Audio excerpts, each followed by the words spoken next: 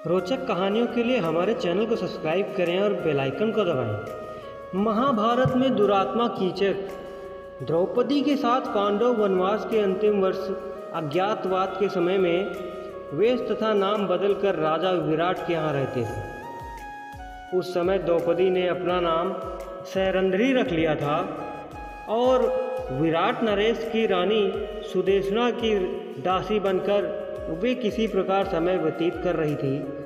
पर स्त्री में आसक्ति मृत्यु का कारण होती है। राजा विराट का प्रधान सेनापति कीचक सुदेशना का भाई था।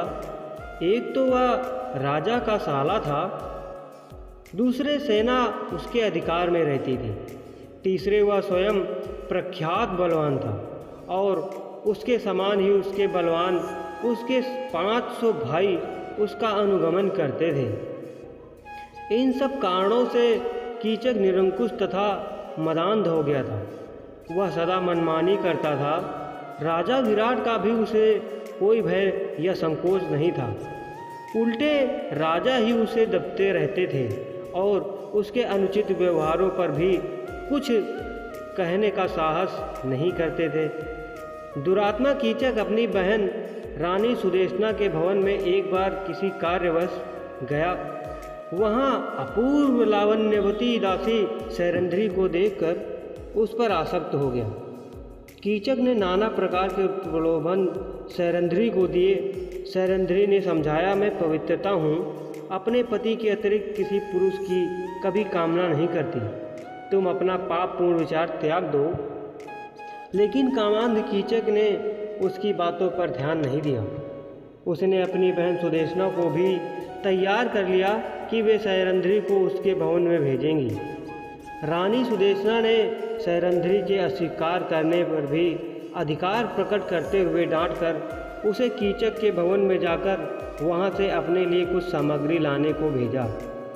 सैरंध्री जब कीचक के भवन में पहुंची तब वह दुष्ट उसके साथ बल प्रयोग करने पर उतारू हो गया।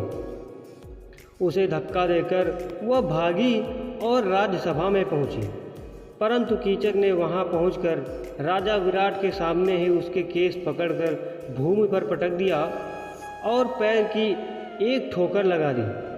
राजा विराट कुछ भी बोलने का साहस न कर सके। सैरंध्री बनी द्रौपदी ने यह देख लिया और इस दुरात्मा से विराट की रक्षा नहीं कर सकते। कीचक और भी दृढ़ हो गया। अंत में व्याकुल होकर रात्रि में द्रौपदी भीमसेन के पास गई और रोकर उसने भीमसेन से अपनी सारी व्यथा कही। भीमसेन ने उसे आश्वासन दिया। दूसरे दिन सैरंध्री ने भीमसेन की सलाह के अनुसार कीचक से प्रसन्नतापूर्वक बातें की और रात में उसे नाट्यशाला में आने को कह दिया। राजा विराट की नाट्यशाला अंतःपुर की कन्याओं के नृत्य एवं संगीत सीखने में काम आती थी। वहाँ दिन में कन्याएं गान विद्या का अभ्यास करती थी, किंतु रात्र में सोनी रहती थी। कन्याओं के विश्राम के लिए उसमें एक पलंग पड़ा हुआ था। रात के अंधकार हो जाने पर भीमसेन चुपचाप आकर नाट्यशाला के उस पलंग पर सो गए। कामांध कीचक सज धज कर वहाँ आया और अंधेरे में पलंग पर बैठकर भीमसेन को सैरंध्री समझकर उसके ऊपर उसने हाथ रखा। उछलकर भीमसेन ने उसे नीचे पटक दिया और वे उस दुरात्मा की छाती पर चढ़कर बैठ गए। कीचक बहुत बलवान था। भीमसेन से वह भिड़ गया। दोनों में मल्ल युद्ध होने लगा, किंतु भीमसेन ने उसे शीघ्र ही पछाड़ दिया और उसका गला घोंटकर उसे मार डाला। फिर उसका मस्तक तथा हाथ पैर इतनी जोर से दबा दिए कि सर धड़ के भीतर घुस गया। कीचक का शरीर एक डरावना लोथड़ा बन गया। प्रातःकाल सैरंध्री ने ही लोगों को दिखाया कि उसका अपमान करने वाला कीचक किस दुर्दशा को प्राप्त हुआ, परंतु कीचक के 105 भाइयों ने सैरंध्री को पकड़कर बांध लिया। वे उसे कीचक के शव के साथ चिता में जला देने के उद्देश्य से शमशान ले गए। सैरंध्री क्रंदन करती जा रही थी। उसका विलाप सुनकर भीमसेन नगर पर परकोटा कूद कर शमशान पहुँचे। उन्होंने एक वृक्ष उखाड़कर कंधे पर रख लिया और उसी से कीचक के सभी भाइयों को यमलोक भेज दिया।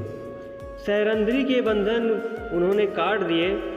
अपनी कामासक्ति के कारण दुरात्मा कीचक मारा गया और पापी भाई का पक्ष लेने के कारण उसके 105 भाई भी बुरी मौत मारे गए। दोस्तों, आपको ये कहानी कैसी लगी? अपने सुझाव हमें कमेंट करके बताइएगा।